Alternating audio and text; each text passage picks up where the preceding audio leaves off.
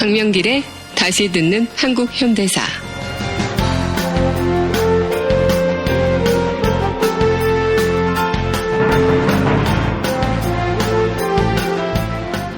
제65강. 박정희는 정말 비밀 독립군이었나?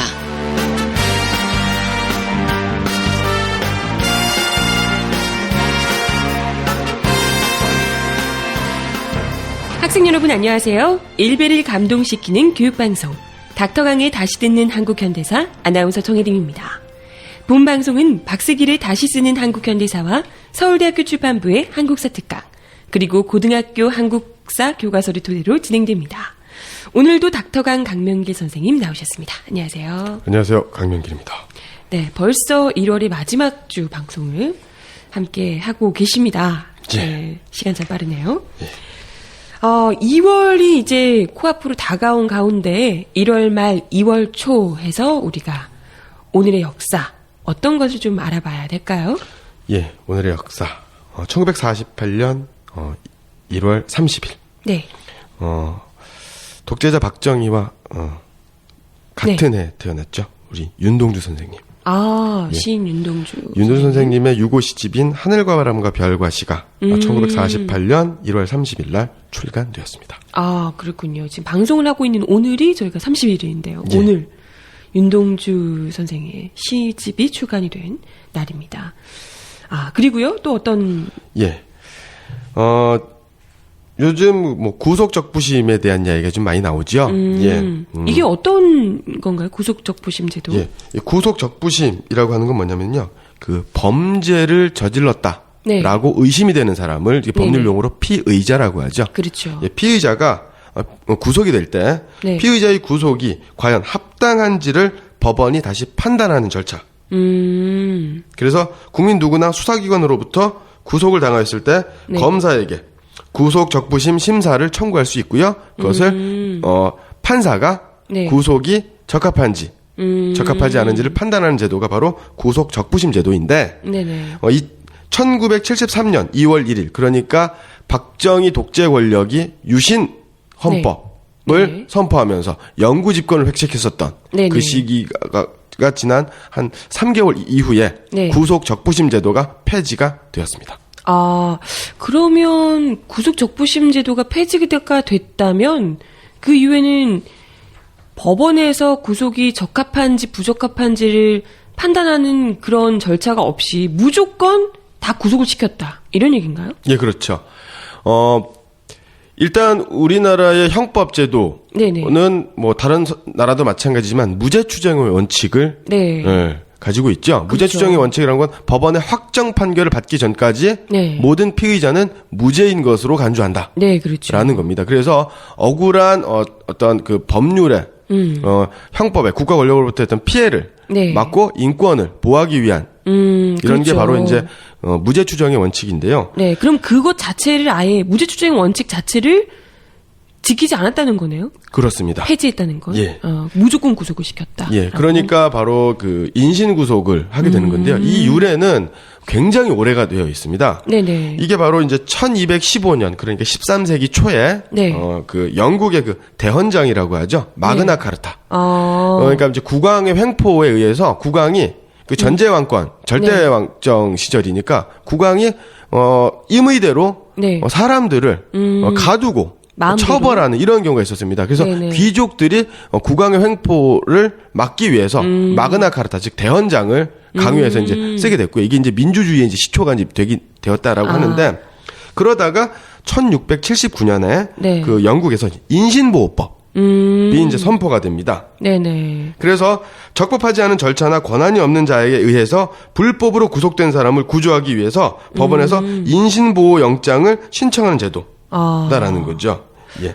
그렇다면 그게 이제 시초가 돼서 구속 적부심 제도가 생겼다 이런 말씀이신데. 예, 맞습니다. 그럼 이걸 폐지했다는 건 거의 그때 당시에 제왕적 통치를 했던 영국 국왕과 박정희 전 대통령이 거의 비슷한 수준이다 이렇게 볼 수가 있겠네요. 예, 맞습니다. 1972년에 선포가 되었던 유신헌법 같은 경우에는 영구 집권이죠. 총통제. 네네. 그리고 박정희 대통령은 그 만주에서 그다음에 또 식민지 시절에 네. 청년 시기로 네.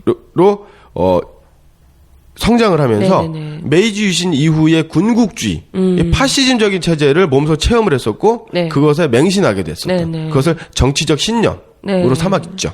그럼 독재 정치 체제임을 보여주는 또 대표적인 사례로 구속적부심제도 폐지 2월 1일 1973년 2월 1일에 있었던 구속적부심제도 폐지를 예. 또 대표적으로 들 수 있겠다 보실 수가 있을 것 같습니다.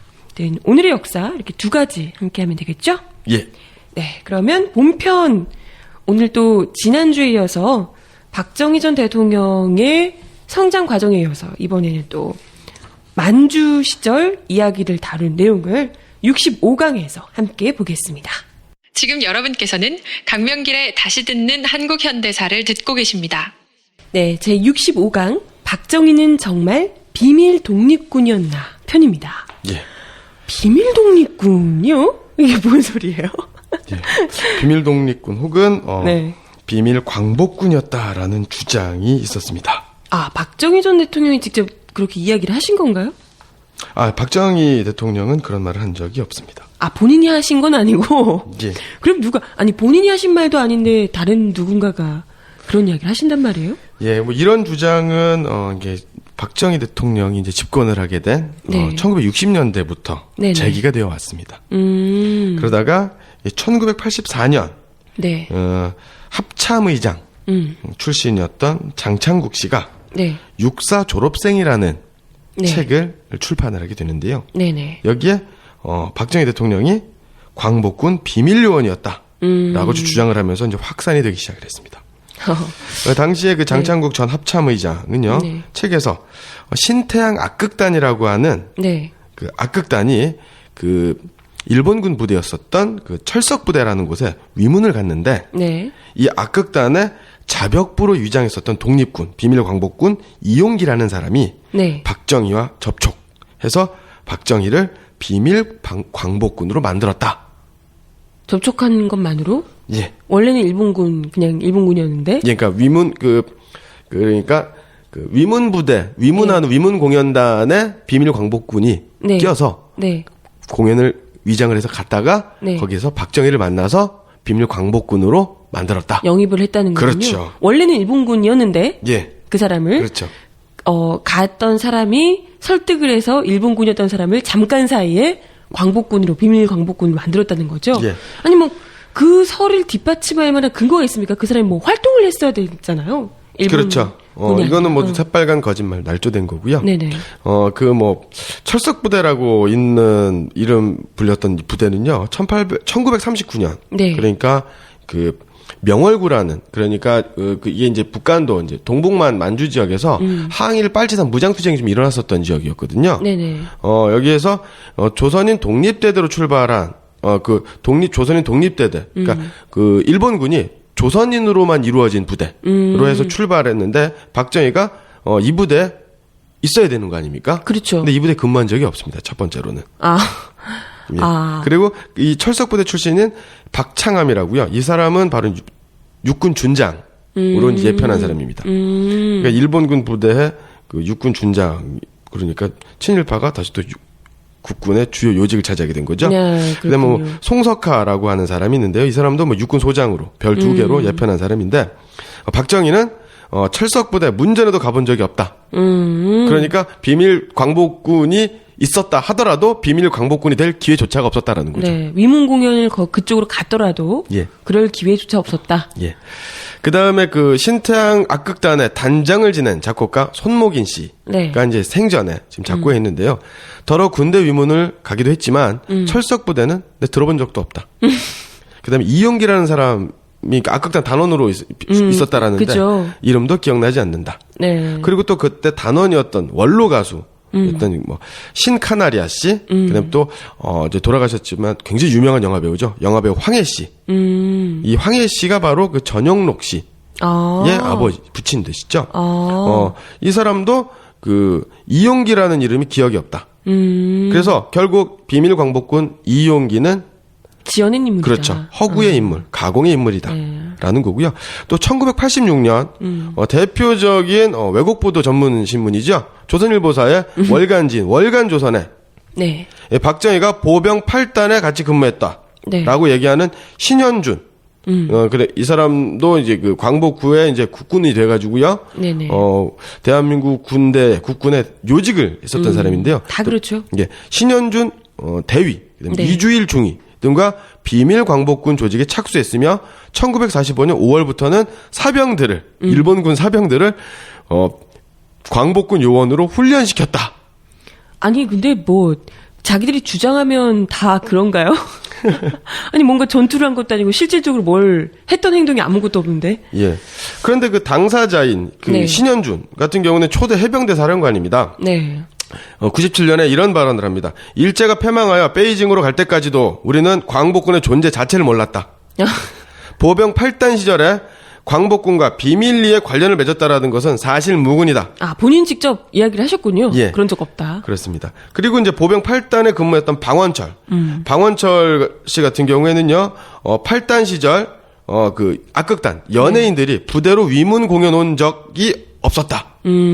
박정희는 8단 부임 이후, 그 본부 소재지를 떠난 적이 단 한 번도 없었다. 라고 증언했습니다. 네.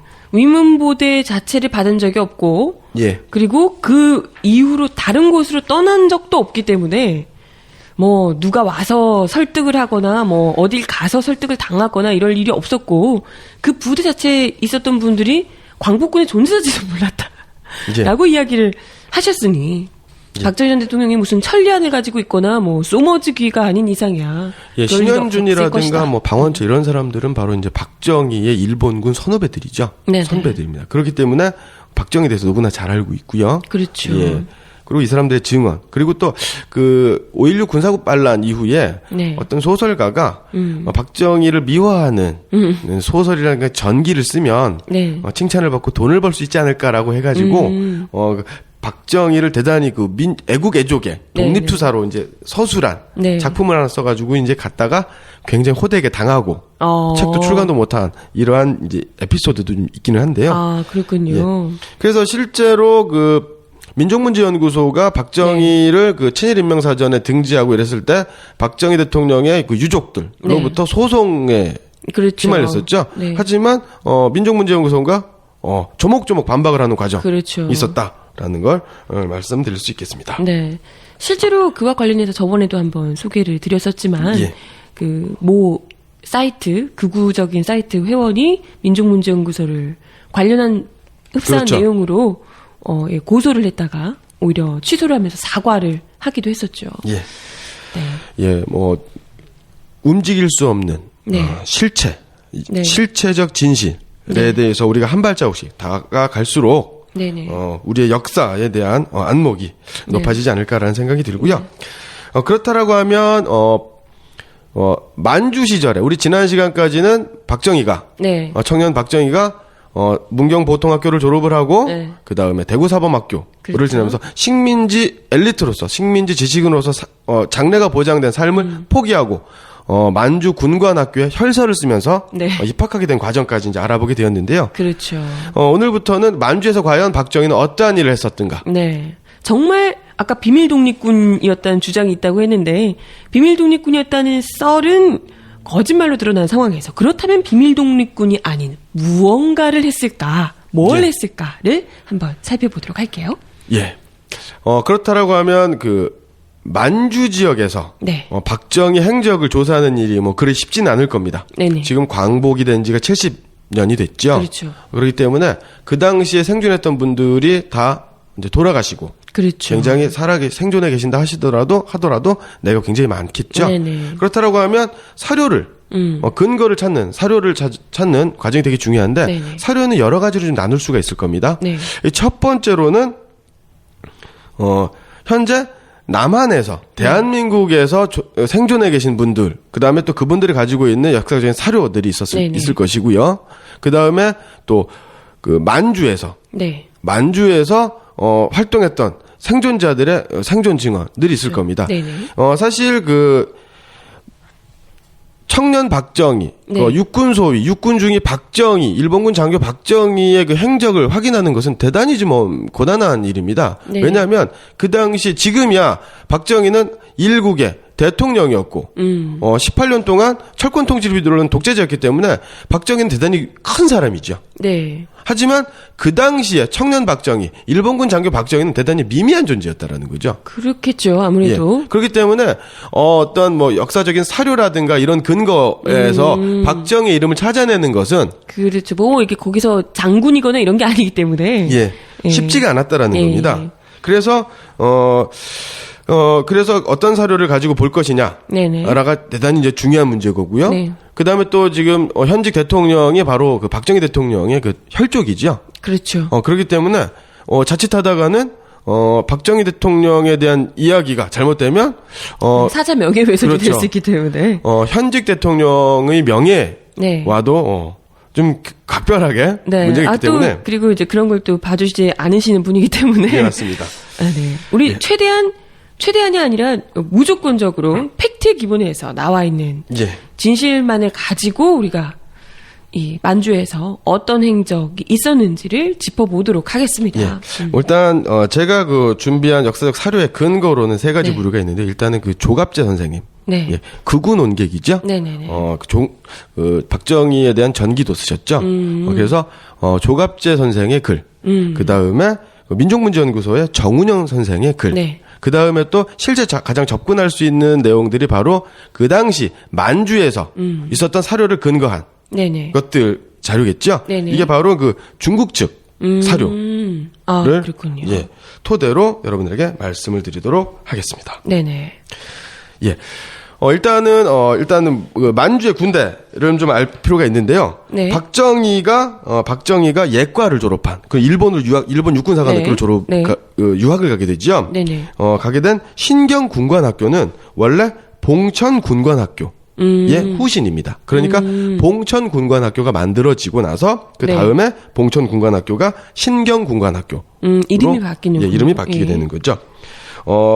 그러니까 그 봉천군관학교는 정식 4년제 사관학교는 아니었고요. 신경군관학교가 정식 4년제 사관학교. 그러면 원래는 4년제가 아니었는데 이후에 그렇죠. 신경으로 바뀌면서 예. 4년제로 바뀌었다는 거죠. 여기에 박정희가 2기생으로 이제 들어가게 되는 겁니다. 4년제인 예. 군관학교에. 예. 거기 아까 지난 시간에도 말씀드렸었지만 여기에는 조선인 출신이 네. 12명이 있었습니다. 12명 중에 한 명이 바로 박정희가 네. 되는 거죠. 들어가기 굉장히 어려웠을 텐데 그 나이 제한조차도 뚫고 어찌됐건 신경군관학교 2기생으로 12명 중에 1명으로 입학을 하게 됐고요. 예, 맞습니다. 당시 만주일보, 네. 만주일보 1942년 3월 24일자에 네. 보면은요 사진이 하나 실리는데요. 네. 이게 그 신경군관학교 2기생 예과 졸업식. 그래서 박정희가 우등상을 받고 부상으로 만주국 황제인 푸이로부터 그 금시계를 하사받는 사진이 찍혀 있는데요. 맨 앞에서 인사하는, 경례하는, 네. 거수 경례하는 사진이 있는데요. 네네. 이 사람이 바로 박정희입니다. 네. 참 뭐 보통 인물은 아닌 것 같아요. 이게 신문에도 그 젊은 시절부터 2차례나 실린 거잖아요. 그렇죠. 필서로 한번 실리고 이렇게 또 졸업하는데 잘 했다고 금시계까지 만주국 국왕? 예. 에게? 만주국 황제죠. 만주국 황제에게 시계까지 하사받으면서. 예. 그리고 요러한 장면들이 바로 뉴스, 영화. 요즘 같은 경우는 좀 더 아니지만 예전 같은 경우에는 영화를 할 때 그 만주 일제 강점기하고 우리나라 유신 정권 시절까지는요. 대한뉴스라는 걸 통해 가지고 이제 뭐 그 일본 제국주의라든가 이승만 독재 정권, 박정희 정권을 정부를 찬양하는 뉴스하고 영화 프로그램이 짧은 영화 프로그램이 있었거든요. 영화를 상영하기 전에요? 그렇죠. 짧은 영화, 국정 홍보 영화 정도가 되는 거죠. 공익 캠페인 같은 거. 지금은 이제 광고가 나오는데 그렇죠. 그런 광고를 그런 식으로 상업 광고가 아니라 정부 홍보 광고를 넣는단 말이죠. 예. 예. 그래서 신경 그 군관학교 5기생 강문봉 같은 경우에는요. 박정희가 군관학교를 수업 졸업하면서 상을 받는 장면이 그 뉴스 영화에 나왔어요. 그 장면을 보고 입교를 결심했다라는 이야기가 있을 정도. 였다라는 거죠. 그러니까 만주군관학교, 즉 신경군관학교의 입학생이자 졸업생이었던 박정희는 단순한 한 명의 조선인 사관생도 그걸 넘어서는. 그렇죠. 넘어서는 사람이라는 거죠. 굉장히 좀 이렇게 선망의 대상이 될 그 일본군에 들어가고 싶어 했던 학생들에게 굉장히 선망의 대상이 되는 존재였다는 거죠. 예, 맞습니다. 이 신경군관학교는요, 그 만주국의 장교 양성을 위해서 세운 사관학교죠. 하지만 일본의 관동군이 일본 관동군은 일본 최강의 육군입니다. 만주국을 사실상 장악하고 지배하고 있었던 당시 상황을 고려한다면 일본 육군사관학교의 분교와 다름없다라는 볼 수가 있다는 거죠. 그리고 군관학교 예과 졸업생은 그 가운데 성적 우수자를 선발을 해서 일본 육군사관학교에 편입하는 특전을 베풀었고 여기에 우등생으로 박정희가 일본으로 유학을 가게 된 거고 거기서도 아주 대단히 우수한 성적으로 졸업을 하게 됐던. 군인으로서는 어쨌건 탁월한 재능을 보였다는 거네요. 예, 맞습니다. 또 일본군 군인으로서. 예. 이 생도들은요, 새벽 6시에 기상을 합니다. 네. 그리고, 점호를 마친 후에 먼저 동쪽을 향해서, 동쪽이면 바로 그 일본 천황에 사는. 네네. 그렇죠? 일왕이 사는 곳으로. 일본 천황에게, 일왕에게 궁성요배를 하고요. 네. 다시 서쪽으로 만주국 황제를 향해 궁성요배를 올리고 일과를 시작을 합니다. 네, 그렇군요. 예. 그렇게 해서 만주에서의 생활, 사관학교를 마치게 되는 거죠. 네네. 그리고 일본으로 유학을 갔다가 다시 졸업을 하고 군인으로 오게 됩니다. 여기에 이제 여러 가지 증거물이 나와 있는데 여기까지는 뭐 명백한 사실입니다. 네. 그래서 누구든지 박정희를 찬양하는 사람이건 박정희를 비판하는 사람이건 간에 뭐 별 의견이 없어요. 이견이 그냥 신문에도 다 나와 있고 하는 부분이기 때문에 예. 그런데 이제 여기에서 요 과정에서 이제 논란이 되는 게 있는데요. 그 연변에서 그 만주 지역의 사학자들, 역사학자들은 박정희가 독립군을 때려잡던 간도특설 때 대원이었다. 라는 라고 강력하게 주장을 하고요. 그것이 연변 사학계, 중국 사학계의 근현대사 학계의 기본적인 정설이다. 라고 이제 주장을 하고 있고요. 남한 대한민국의 이제 사학자들은 박정희가 독립군을 때려잡았던 간독특설 때 대원이었다라고 하는 증거는 불충분하다. 이것은 거짓일 가능성. 그러니까 박정희가 간도특설 때의 대원이 아닐 가능성이 높다라고 주장을 합니다. 네네. 그것에 대해서 말씀을 드리도록 하겠습니다. 네. 그럼 먼저 박정희는 간도특설 때와 관련이 없다. 간도특설 때 대원은 아니었다. 독립군을 토벌한 적이 없다라는 주장에 대해서 말씀을 드리도록 하겠습니다. 대한민국. 보통 이제 이렇게 다 이야기를 하고 있는 거죠. 네네. 예, 여기에는 뭐 이제 그것을 반박하는 입장에서 말씀을 드리면 박정희의 어떤 친일 행적, 민족 반역 행적을 지우고자 하는 의도가 있을 수도 있고요. 네네. 또 아니면 사료가 부족함으로 증거가 좀 불충분하기 때문에 결정적 증거가 없으므로 박정희가 간도특설 때 대원이었을 가능성은 없다. 라고 이제 보는 주장도 있는데요. 네, 일본군 군인인 건 맞지만 간도특설 때 대원은 아니었을 수 있는 거니까요. 그죠? 예. 네, 그런 부분은 우리가 또 충분한 증거가 나오기 전까지는 또 무죄 추정의 원칙에 따라 그렇죠. 우리가 또 이야기를 해야 됩니다. 예, 그 만주에서 그 본과 과정을 마치고 1944년 4월 일본 육사 유학생으로 졸업을 하게 됩니다. 이때 3등으로 졸업을 합니다. 아, 역시 탁월한 능력이에요. 그리고 나서 박정희는 소련 만주 소만 국경지대인 제제하비. 이게 중국 발음인데 한자를 우리식 한자로 했을 땐 제제하비인데 제가 중국어가 좀 짧아서 여기 관동군 635부대에 배속이 됩니다. 그리고 여기서 3개월 동안 견습군관, 그러니까 인턴 사관 정도 되는 거죠. 생활을 했고요. 견습군관 시절의 계급은 상사 대우입니다. 그러니까 소위 바로 밑에 계급이죠.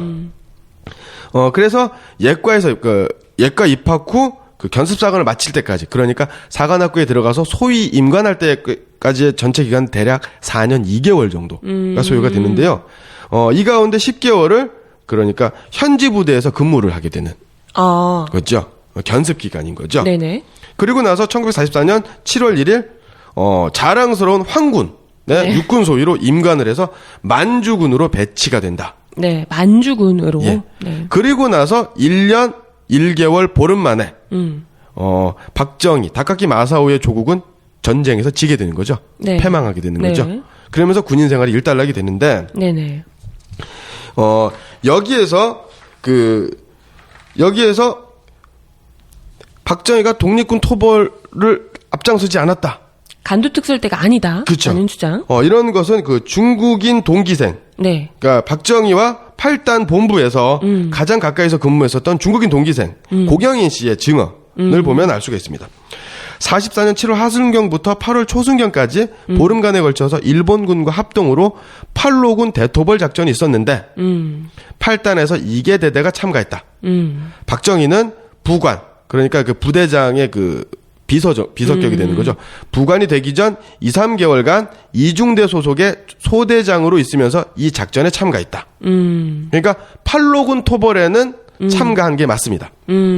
그러나 박정희가 토벌 작전에 참가한 적은 있으나 그의 부대가 팔로군과 교전한 적은 없는 것으로 안다.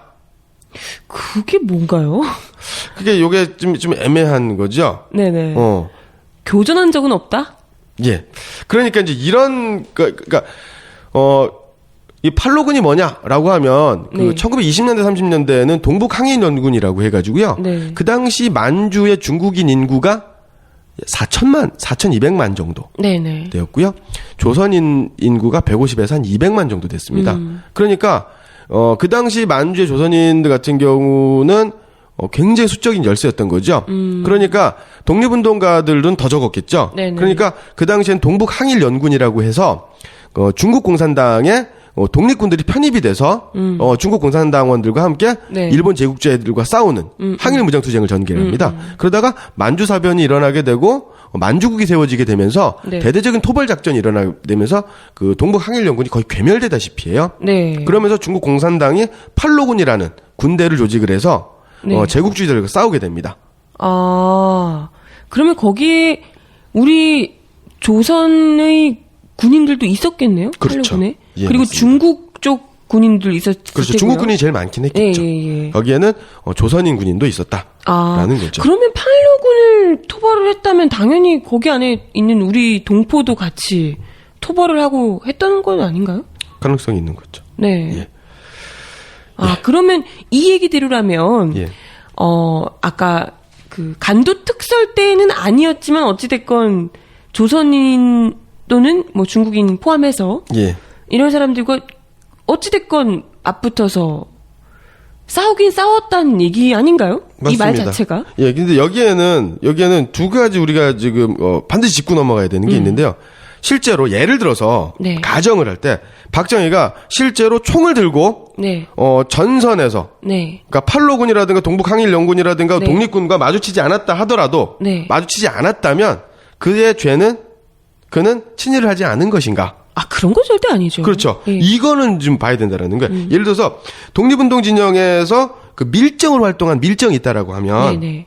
밀정으로 활동한 그 자체가 씻을 수 없는 민족 반역의 범죄를 저지른 거죠. 그렇죠. 그러니까 일본군으로 복무했다라고 하는 것 자체가 네네. 계급의 여부, 토벌 작전에 참가했던 거 여부와 상관없이 그렇죠. 민족 반역에 씻을 수 없는 중대한 범죄를 저지른 것이다. 그렇죠. 라고 봐야 일본 되는 군대, 겁니다. 그러니까 황군이라고 얘기하는 그 제국주의 일본 군대의 그것도 무려 장교로서 중요한 역할을 담당했던 거잖아요. 그 군대가 유지되고 또 잘 돌아갈 수 있게 그것도 굉장히 군인으로서 뛰어난 능력으로 그 군대가 잘 이끌어갈 수 있게 그 중간에서 노력을 했던 사람이잖아요. 예. 그것만으로도 충분한 근거가 되는 사람이죠. 예, 맞습니다. 네. 그러면 아까는 이제 그 중국인 동기생의 네네. 증언을 들어봤는데요. 네. 이제는 그 박정희의 선배 네.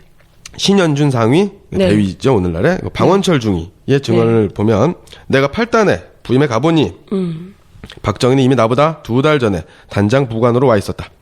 그가 맡은 것은 중요한 직책인 것 같았다. 8단 시절에 나는 일선 지휘관이어서 그를 자주 보지 못했지만 그래도 여러 번 만났다. 라는 거 있습니다. 그러니까 네. 자기는 중대장, 이거는 이제 신현준의 증언인데 자기는 일선 지휘관이어서 전투에 네. 참가를 많이 했는데 박정희는 부관이었기 때문에 참가를 못했다. 그러니까 아까 중국인 동기생의 고경인 씨의 증언하고 좀 일치하는 부분이 있죠.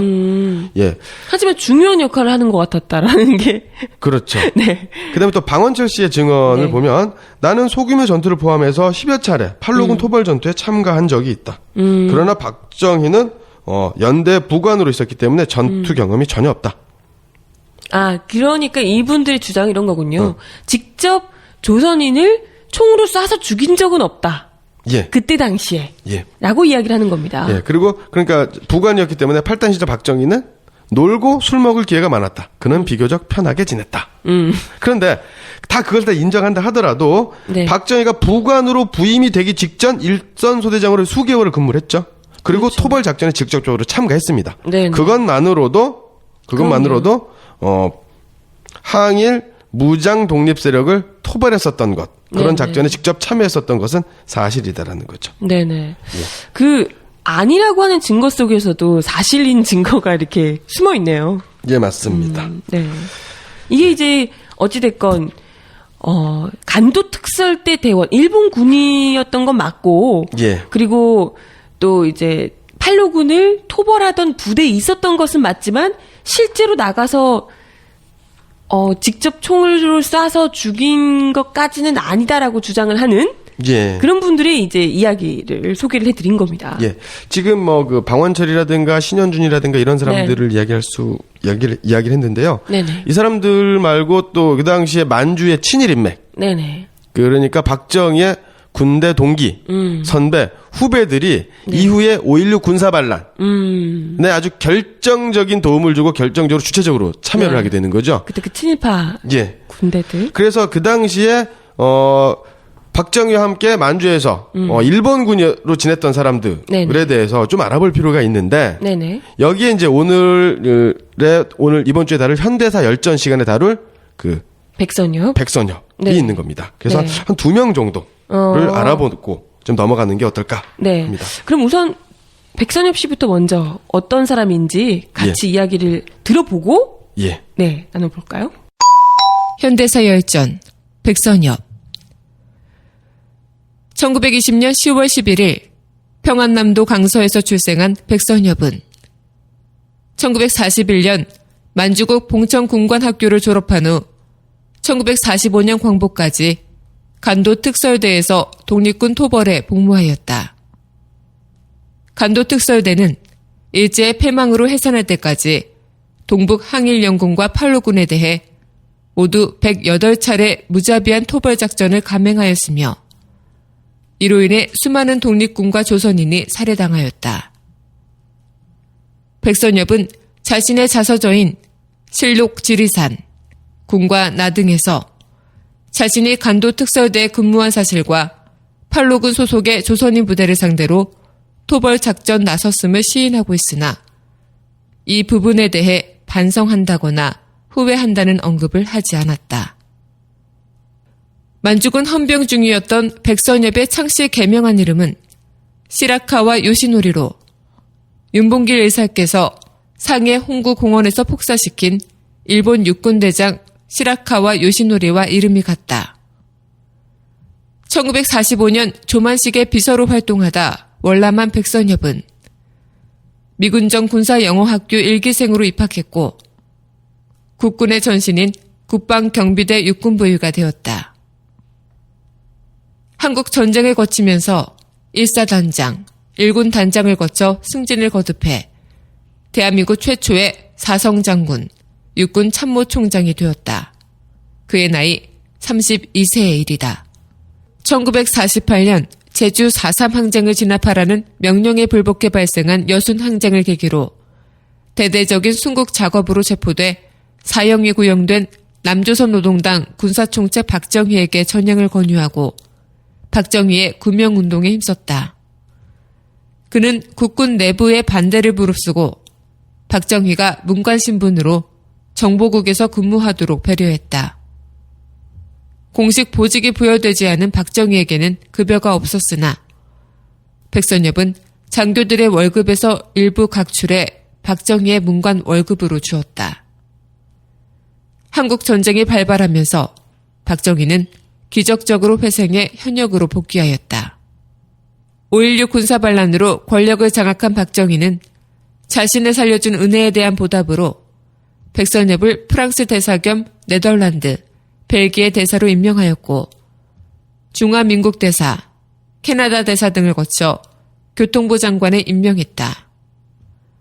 또한 백선엽의 동생 백인엽은 선인학원을 설립해 인천대, 인천전문대, 선인고등학교 등 20여 개에 가까운 사학재벌의 총수가 되었다. 그러나 선인학원은 재단 내부의 급심한 비리와 부패 행위로 말미암아 1994년 선인재단의 모든 학교는 공립학교로 전환되었다. 백선엽은 2008년 민족문제연구소가 공개한 친일 임명사전 수록예정자 명단에 군 부문에 수록됐으며 2009년 친일 반민족 행위 진상규명위원회가 발표한 친일 반민족 행위 704인 명단에도 포함되었다. 네, 백선엽과 관련한 이야기를 들어봤고요. 절친이었던 선배죠. 네, 절친 선배. 이 백선엽 씨 같은 경우에는 박정희에게 반말을 할 수 있는 몇 안 되는 사람. 아, 그걸로만으로도 뭐 예. 거의 뭐 그죠 전직군주 같았던 그런 분에게 예. 반말할 수 있었던 사람 정도면 뭐 생명의 은인이죠. 네. 예. 백선엽 말고도 한 2명 정도를 네. 한번 얘기해 보면 만주군 출신의 그 맏형이라고 할 수 있는 사람이 이제 원영덕이라는 사람입니다. 네네. 원영덕은 그 세브란스 그 의대를 네. 졸업한 의사였죠. 근데 군인인가요? 예. 1932년 일본이 그 만주국 만주사변을 일으켜서 만주국 괴뢰국가를 허수아비 나라를 세우죠. 여기에 만주국으로 건너가서 만주군의 군의관으로 활동을 합니다. 아하. 그리고 당시에 중령격인 중교까지 이야. 고위 그 군인이었죠. 고급 장교였죠. 그러다가 대한민국 국군의 이제 전신인 네. 남조선 국방경비대 사령관. 그다음에 제2대 남조선 경비사관학교. 오늘날의 육사죠. 육사 교장. 하하. 그다음에 1953년부터 1960년 4.19 혁명 직후까지 초대 헌병사령관. 그래서 이승만의 최측근. 이승만 독재 충신 하수인을 네. 지냈던 사람이 바로 원영덕이라는 사람입니다. 만주군에서 중령 뭐 군의관하고 이랬던 분이 육사에서 교장을 한다는 게 참 진짜 이게 말이 되나 싶습니다. 예. 네. 그다음에 또 이응준이라는 사람을 네. 알 수 있는데 이응준은 그 대한제국의 99군대 네. 군인입니다. 그러면 조선의 군인이었던 사람이 7.18 군인, 친일이 아니라 일본 군인이 되는 스토리군요. 예, 그렇습니다. 일본 육사를 졸업을 하고요. 네. 그다음에 1차, 2차 대전은 물론 만주사변, 만주침략, 그다음에 중일전쟁에도 참전을 합니다. 그래서 실전 경력을 가장 많이 쌓은. 그래서 오늘날 대령에 해당하는 네. 대좌로 해방을 맞이하고 대한민국 초대 육군 참모총장을 역임합니다. 네. 와. 그래서 일본군 출신의 대북격이죠. 예. 참. 네. 예, 이렇게 됩니다. 그리고 그 일본군 시절에 그다음에 또 미 군정청의 군사고문을 맡게 되고요. 네네. 일본군 시절에 자신을 측근해서 보좌하던 그다음에 나중에 그 사위로 삼은 이형근을 군사영어학교. 이 군사영어학교라는 게 바로 뭐냐면 그 미군이 주둔하게 되면서 광복 직후에 그 미군이 그 어떤 그 뭐라 그럴까요? 국군을 대한민국 군대를 어떤 그 통제하기 위한 사관학교 격으로 만든 게 바로 이제 그 국군 영어학교입니다. 군사 영어학교. 네네. 여기에서 자신의 사위를 초대 교장으로 임명을 하게 되고요. 참. 군사 영어학교 입교시킨 다음에 남조선 경비사관학교 초대 교장으로 임명을 네네. 하게 되고요. 그리고 이 이형근이라는 사람은 한국군의 군번 1번입니다. 군번 1번. 예. 어마어마하네요. 그리고 그 이제 이형근은요 바로 그 장인과 마찬가지로 친일은 물론 전두환 정권의 국가보위 입법회의 위원을 맡아서 친일에서 독재까지 군사 독재까지. 예. 다 근데 그때 친일하셨던 분들이 이승만 독재, 박정희 독재 그리고 하나회 이 군사 독재까지 쭉 이렇게 명맥을 이어가시더라고요. 이 사람들의 공통점은 바로 반공이죠. 네. 빨갱이 사냥이죠. 그렇죠. 예. 그리고 매국이고요. 예, 맞습니다. 네. 아무튼 이 박정희 전 대통령을 아주 오랫동안 옆에서 보필하는 역할을 했던 주요 인물들이 다 그 일제 시절에 함께 같이 일본에서 군대 생활을 했던 그런 이 동지들이라고 해야 될까요? 그렇죠. 이런 인물들이다라는 예. 것을 이제 볼 수가 있습니다. 백선엽을 비롯해서 아까 여러 인물들을 살펴봤는데요. 네. 그리고 아까 이제 뭐 이야기하셨던 대로 우리가 뭐 간도특설대가 아니다라는 주장에 대해서 아까 좀 이야기해 예. 주셨는데 이번에는 간도특설대가 맞다. 네. 라고 주장하는 독립군을 토벌하던, 독립군을 때려잡던 간도특설대 맞다. 네. 이 간도특설대는 우리가 지난 시간에 네. 작년이죠. 간도특설대의 편에서 이제 말씀드렸는데요. 좀 간략하게 다시 말씀을 드리면 네. 이 간도특설대는 바로 이제 백선엽이 있었던 네네. 특설대, 그야말로 특설대, 특별편성부대입니다. 네네. 그래서 독립군을 때려잡는 게 네. 주로 목적이었고요. 네. 그들의 만행은 뭐 이루 말할 수가 없죠. 그렇죠. 나와 있는 사진들만 해도 정말 혐오스러운 사진들이 정말 예. 많던데요.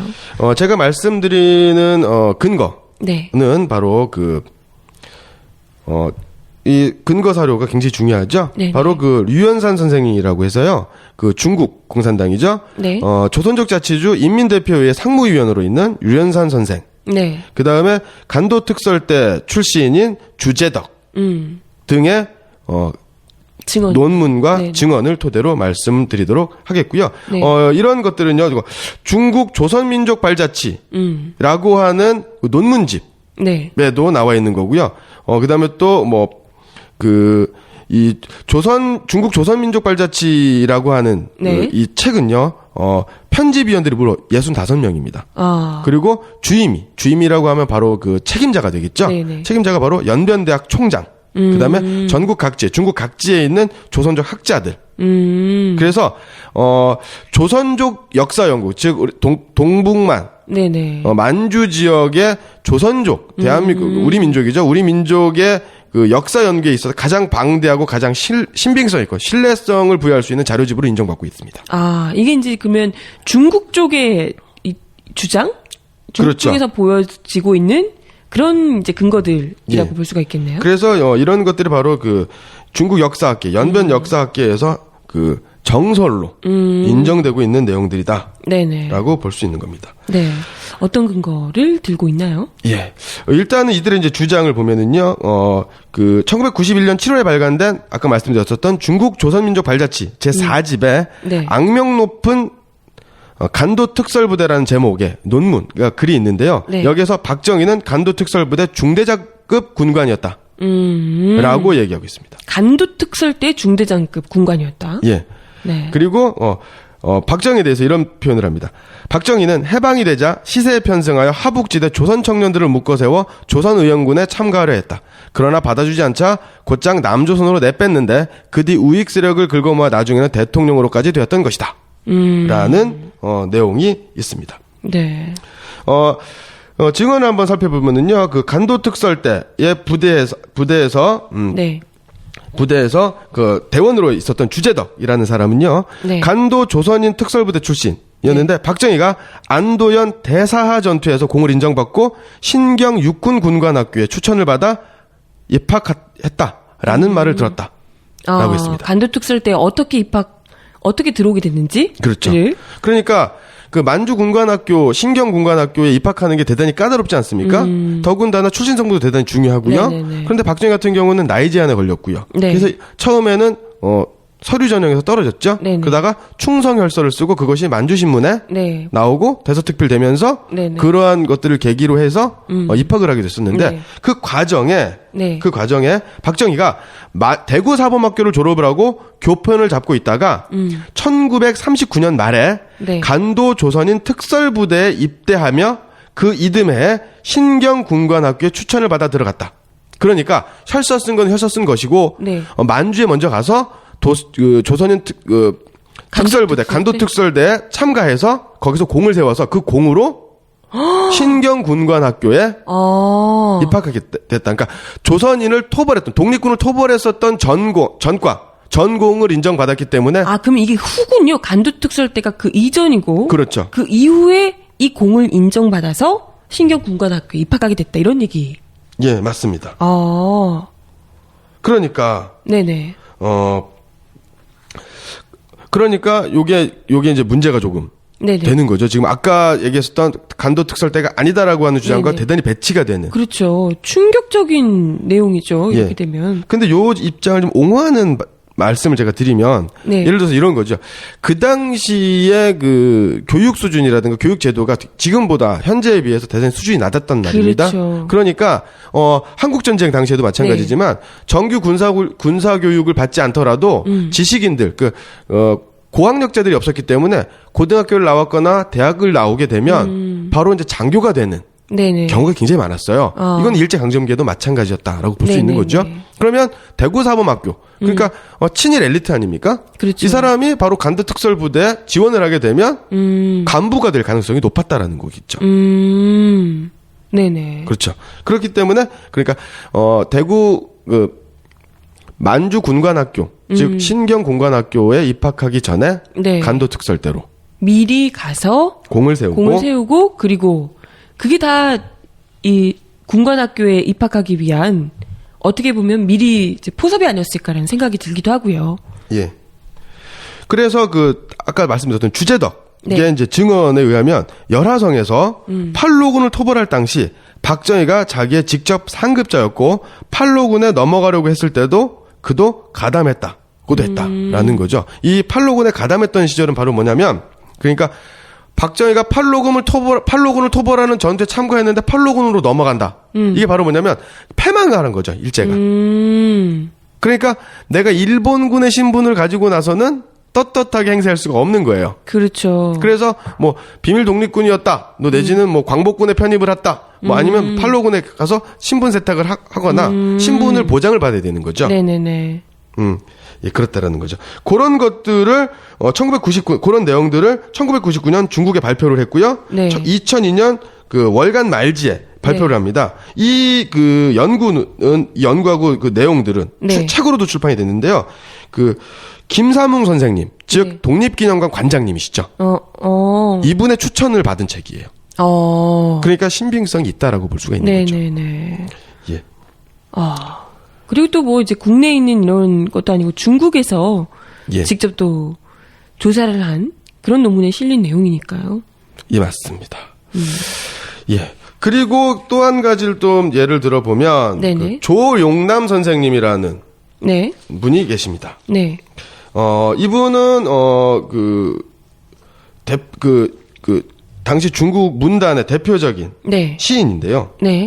이 시인의 형 역시 형님이 바로 간도 특설대 부대 출신이에요. 그래서 이 간도 특설대니까 바로 독립군 때려잡던 부대니까 중국 공산당 입장에서도 좋은 사람이 아니죠. 그렇죠. 그렇기 때문에 문화대혁명 시기에 세상을 떠났고 많이 중국 공산당으로부터 핍박을 좀 받았다.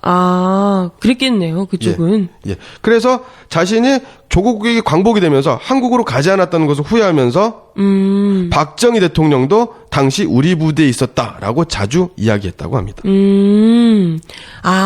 자기가 한국으로 갔더라면 잘 살았을 텐데 왜 괜히 이제 중국에 있어서 이렇게 숱한 수모를 당해야 되나 이런 이야기를 했다는 거죠. 예, 맞습니다. 나랑 같은 부대에 있었던 박정희는 저렇게 대통령까지 됐는데 이런 이야기를. 사실 그때 있었던 사람들이 죄다 한국으로 온 분들은 다들 한 자리씩 하셨으니까요. 예. 예.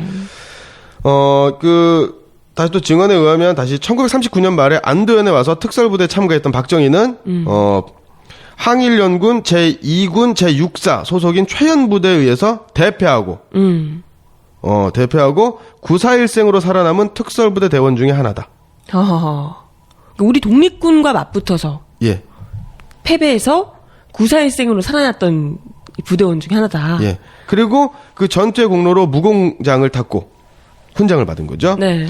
신경 육군 군관학교에 추천을 받아 갔다. 그러니까 제가 지난 시간에 말씀드렸던 것처럼 나이 제한이 있으니까 그다음에 대구 사범학교 시절에 아리카와라고 하는 박정희를 총애하던 네네. 일본군 장교 출신이 있었고 그 사람이 만주에 갔었고 네. 그러면서 박정희가 문경 보통학교 교편을 잡던 훈도 시절 선생 시절에 만주로 가면서 네. 이런 과정들이 어느 정도 추측과 네. 합리적인 의심이 조합을 하게 되면 네. 충분히 그럴 가능성이 있다라고 보는 거죠. 그렇군요.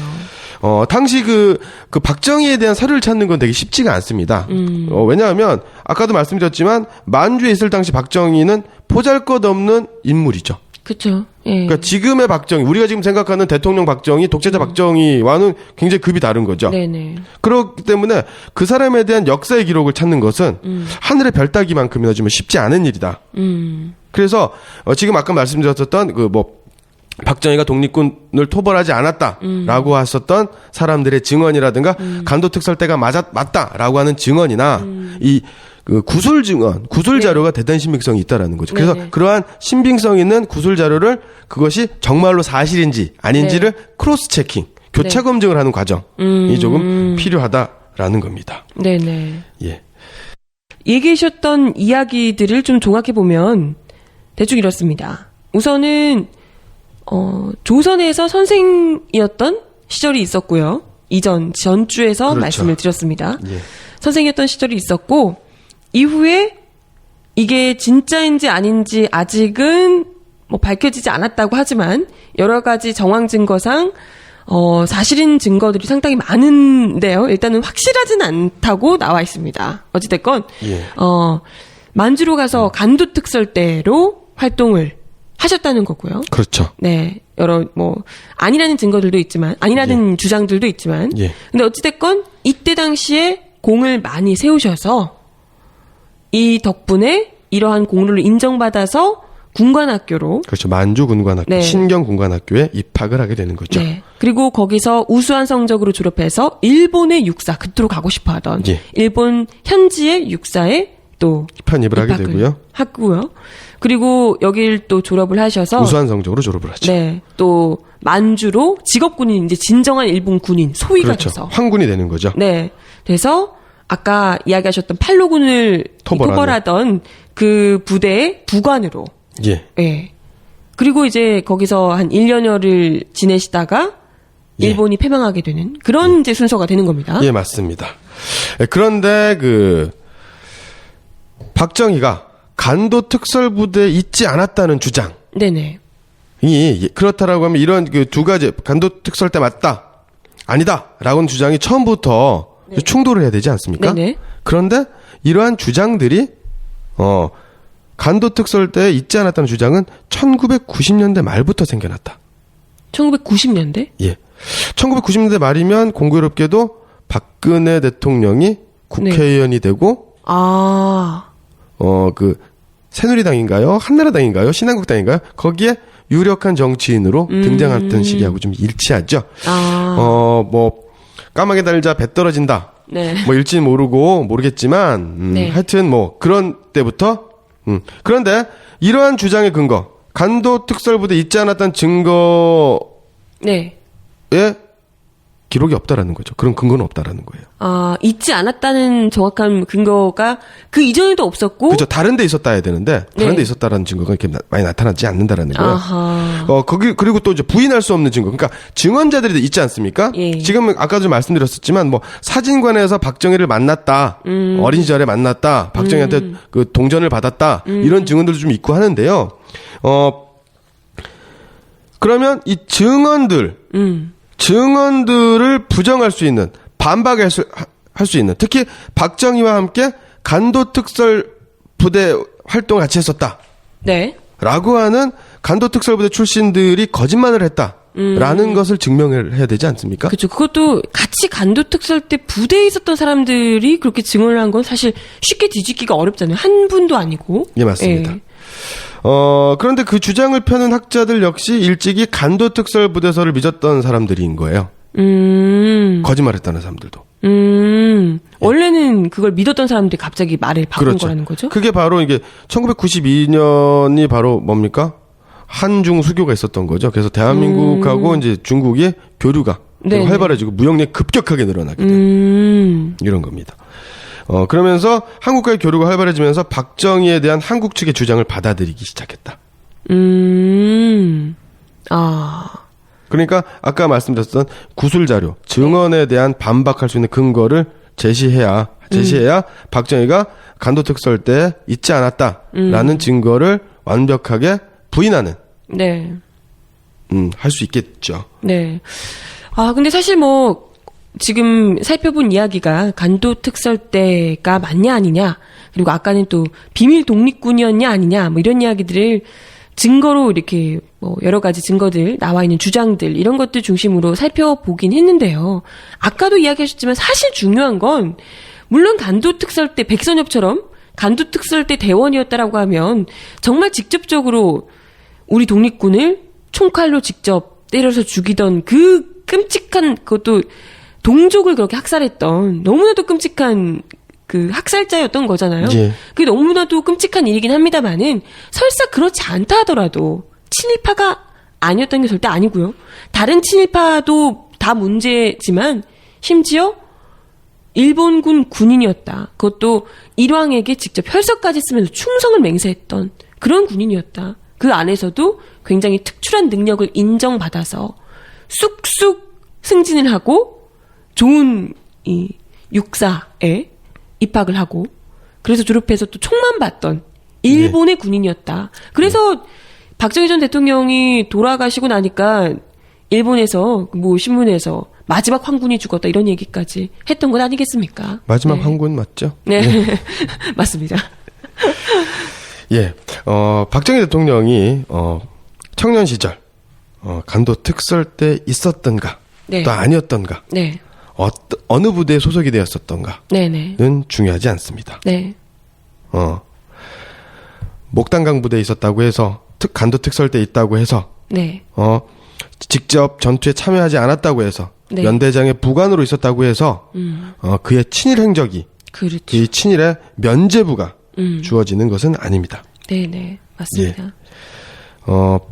어쨌건 간에 부인할 수 없는 사실은 일본군 관동군 장교로서 네. 황국 신민으로서 네. 독립군 그다음에 또 일제에 저항했었던 많은 애국 세력들을 네. 민족주의 세력들을 토벌하는데 네. 앞장섰다라는 거고 이것은 씻을 수 없는 민족 반역의 범죄다라고 그렇죠. 하는 거죠. 네. 예. 그리고 그 일에 함께했던 동료들까지도 계속해서 박정희 전 대통령을 도우면서 대한민국 역사를 함께 지금 망쳐오고 있었다는 거고요. 예, 맞습니다. 네, 참 얘기를 하면 할수록 답답한데요. 네, 오늘 이야기 박정희는 정말 비밀 독립군이었나 말도 안 되는 이 제목으로 시작을 해봤는데요. 아, 네.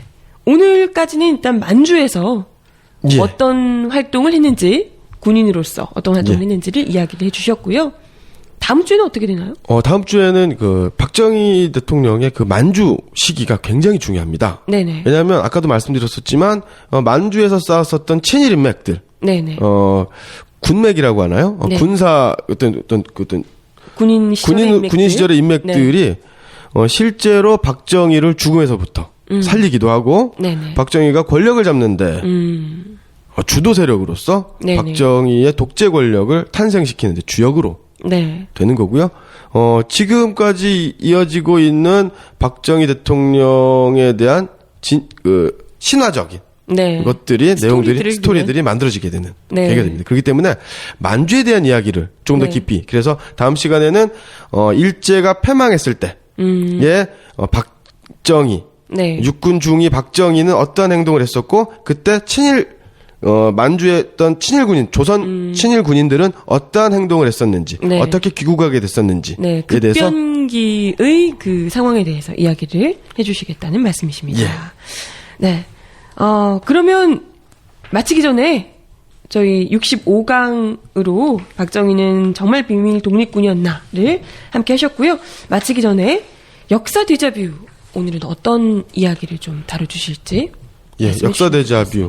예, 이번에 그 박근혜 대통령이 그 소폭 개각을 하죠. 네, 인사 개편. 예, 인사 개편을 하면서 총리를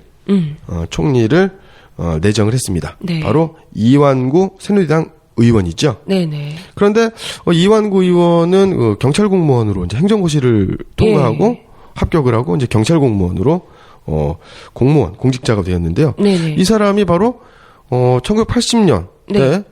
서슬펄 했었던 국가보위위원회, 국보위, 신군부, 전두환 신군부에. 이분도 그러면 나름 군인 뭐랄까요? 이 군인 정치? 그렇죠. 예, 군사 군인 독재. 정치, 군사 독재에서 녹을 먹었던 분이군요. 맞습니다. 네. 예. 그래서 이 사람에 대해서 좀 알아보는 것이 지금 좀 중요하지 않나라는 네. 생각이 들고요. 어쩌면 이분이 다시 군사 시절, 그때 전두환 정권 시절에 어떤 역할을 했는지를 보면 어쩌면 이분이 다시 총리로 등극했을 때 그때 그 시절에 있었던 일을 우리가 똑같이 역사 데자뷰 말 그대로 겪게 될 수도 있겠다. 이런 생각을 하시면 좋을 것 같습니다. 예, 맞습니다. 예. 이완구 총리 후보자의 그 국보위 시절. 국보위가 근데 정확히 뭔가요? 예. 국보위가 뭐냐라고 네. 하면은요. 1979년 네. 10월 26일 네네. 박정희가 자신의 신복이었던 김재규의 총에 네네. 숨을 거두게 되죠. 네네. 그러면서 최고 통치 권력의 공백기가 생깁니다. 네. 이 틈을 틈타서 박정희의 양아들과 같았던 전두환이 네. 당시 보안사령관, 네네. 그러니까 오늘날의 그 기무사령관 정도 되죠. 네네. 기무사령관 자리에 있으면서 정권을 찬탈하고자 하는 치밀한 계획을 세웁니다. 그리고 대통령이었던 당시 대통령이었던 최규하를 겁박을 해서 네. 국가보위 비상대책위원회를 만드는 거죠. 네. 그게 바로 국보위. 예. 네. 거기에 최규하를 허수아비 위원장으로 세우고 자신 전두환은 상임위원장으로 실질적인 권력, 통치 권력을 행사하게 됩니다. 네네네. 요때 바로 당시 경찰이었었던 이완구 총리 내정자는 국보위의 파견을 하게 되는 거죠. 여기에 논란이 되는 게 바로 국보위가 했었던 여러 가지 만행 중에서 삼천교육대. 삼천교육대. 예. 예. 요게 바로 뭐냐면 1980년 6월 12일 네. 아무런 실권이 없던 허수아비 대통령 최규하의 이름으로 사회정화 운동을 발표합니다. 네. 사회 정화 운동. 예, 사회를 깨끗하게 한다. 그래서 그 전두환 정권의 어떤 슬로건이 정의사회 구현이거든요. 네. 참 아이러니하네요. 예. 예. 그러면서 7월 25일 국보위에서 삼청 5호 작전을 수립을 합니다. 네. 그리고 그 다음 바로 7월 31일에는 계엄사령부에서 불량배 소탕 및 순화 계획을 네. 전군에 은밀하게 네. 하달합니다. 불량부배를 소탕하는데 왜 정군에 은밀하게 했을까요? 이해하기 어렵네요. 예. 예. 그러면서 사회학 일소를 위한 특별 조치를 발표하게 되고요. 네. 계엄사령부에서 아까 말씀드렸듯이 포고령 13호를 발동을 해가지고 국민을 상대로 한 토벌 작전을 하게 된다라는 거죠. 국민을 상대로 토벌을요? 예. 예. 그러니까 요 포고령 3.5 작전이 일어나기 직전이 바로 1980년 5월 18일 5.18 광주 민주항쟁이 일어난 겁니다. 네네네. 그러니까 그 신군부의 독재 정권, 박정희 독재가 무너졌는데 새로운 군사 독재, 네. 신군부에 의한 군사 독재가 일어나니까 국민들의 저항이 어마어마하겠죠. 어마어마한 거죠. 네. 그러니까 이러한 그 국민들의 저항을 억누르기 위해서 사회정화 운동을 하게 되는 거죠. 네. 말은 폭력배 어쩌고 했지만 실질적으로는 저항하는 국민들을 잡아서 폭력적으로 억압하기 위한 예. 그런 곳이었다는 거죠. 그러니까 이게 거의 뭐 군사 작전인 네네. 거죠. 자국민을 상대로 한 군사 작전. 참 무시무시합니다. 예. 그런데 그 당시 경찰이었던 이완구 총리 내정자랑은 별로 관계가 없어 보이죠. 네. 그런데 여기에 이제 삼천교육이 들어가는데 삼천교육에 이완구 총리가 했었던 일로 짐작되는 것들이 이제 나타나게 됩니다. 네. 이 삼천교육은 바로 뭐냐면 3단계로 이루어지는데요. 첫째는 순화교육, 둘째로는 근로봉사, 네. 3단계가 삼천감호. 삼천 감호? 예. 예. 바로 뭐냐면 수십일에서 수년 동안 삼천교육을 시키는 거죠. 인권 유린을. 수년까지요? 예. 그 1995년 1월 달에 네. 방영되기 시작한 모래시계라는 드라마가 있습니다. 예. 여기에 주인공이었던 최민수가 네. 그 깡패였거든요. 깡패였는데 삼천교육대에 끌려가요. 끌려가가지고 아주 혹독한 구타와 노동 이런 걸 강요받게 되는 겁니다. 네네. 예. 어떤 사람들이 주로 잡히냐면은요, 노약자, 팔이 없거나 다리를 심하게 저는 소아마비 환자 등의 지체장애자, 연약한 부녀, 미성년자, 심지어 폐병 환자까지. 아니 이런 사람들이 왜 잡혀가요? 삼천교육대? 글쎄 말입니다. 특별한 이유는 없습니다. 영장 없어요. 어. 그 다음에 유원지에서 다른 사람들과 싸움이 붙었다고. 부부 싸움을 하다가 헐. 공원에서 이성과 포옹을 하다가 헐. 거의 뭐 이거 체포 구속이라기보다는 사냥당했다. 그냥 운이 나쁘면 예. 잡혀가는군요. 그 다음에 또 사채를 했다. 그러니까 여기서 사채라고 하는 건 무슨 고리대금을 하는 게 아니라 개를 했다. 그 다음에 동네 개 이런 거. 예. 제때 월급 노임을 주지 않았다. 머리카락이 길다. 응? 장발이다. 문신을 새겼다. 네. 뭐 이런 인상이 고약하다. 그러면 그냥 마음에 안 들면 다 나한테 마음에 안 든다 이러면 무조건 잡아갈 수 있겠네요. 예. 그래서 6개월 만에 그 국가보위원회가 6개월 만에 그때까지 어떤 그 사회정화 운동의 결과를 발표합니다. 네. 여기에 6개월 동안 6만 755명을 검거를 합니다. 헐. A급인 3,252명을 군법회의에 회부하고요. B급인 17,872명을 삼청교육대 순화교육. 그 다음에 삼청교육대 근로봉사. C급인 24,475명은 삼청교육대 순화교육. D급은 D급 17,156명은 훈방을 합니다. 직업별로 살펴보면 고등학생 980명, 고등학생까지. 대학생 429명, 교수를 포함한 교직원 13명, 공무원 32명, 언론인 36명, 의사 7명. 네. 뭐 이렇게 네네. 되었는데요. 고등학생 굉장히 많네요. 예.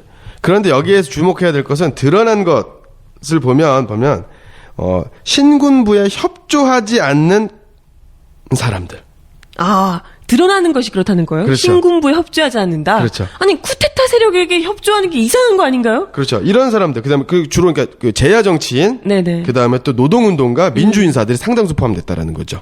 그래서 국가 전체로 공포 분위기를 조성을 하게 되는 거죠. 네. 뭐만 하면, 왜냐면 법적인 근거가 없이도 잡아갈 수 있으니까요. 예. 잡아가서는 정말 지도새도 모르게 죽을 수도 있는 거고요. 예, 맞습니다. 이게 여기 보면 아주 되게 요즘 보면은 군대 프로그램, 군대 체험 프로그램 있지 않습니까? 네. 여기는 굉장히 고된 훈련을 받죠? 그렇죠. 그것은 아무것도 아닐 정도로 아주 예. 고된. 거의 일단은 훈련을 하기 위한 개념이 아니라 정말 폭력적으로 억압하고 탄압하기 위한 수단으로 만들었던 거기 때문에요. 예, 맞습니다. 그런데 지금 말씀드렸던 A급, B급, C급, D급을 분류한 사람들이 바로 경찰이에요. 국보에 파견 나간 경찰들.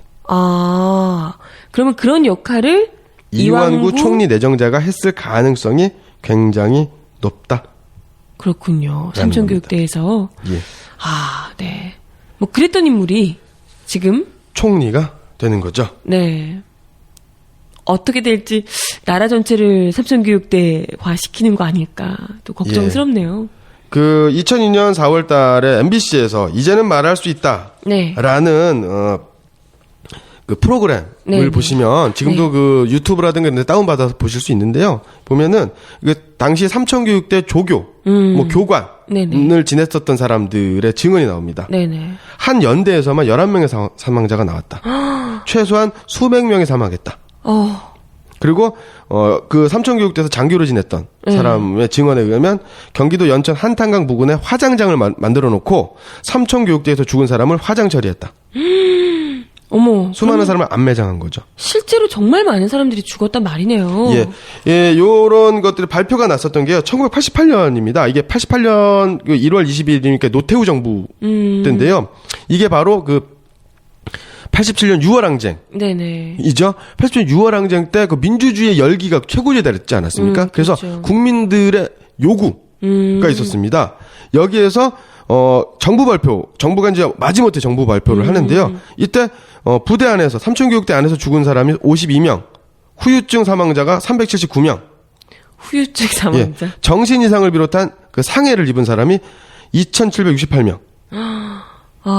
요것도 40일 동안만 피해 접수를 받은 거예요.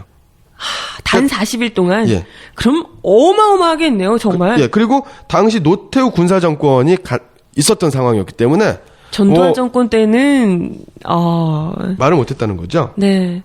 실제로 있었던 분들만 해도 수백 명이라고 얘기를 할 정도니까 실제로는 더 어마어마한 수가 아니었을까. 예, 맞습니다. 그럼 이런 조사가 이루어졌으니까 미흡한 조사라고 하더라도 이 사람들은 처벌이 이루어져야 되지 않습니까? 가해자에 대해서. 그렇죠. 그래서 무슨 영관급, 위관급 장교. 이 사람들은 실무 담당자라고 봐야 돼요. 네네.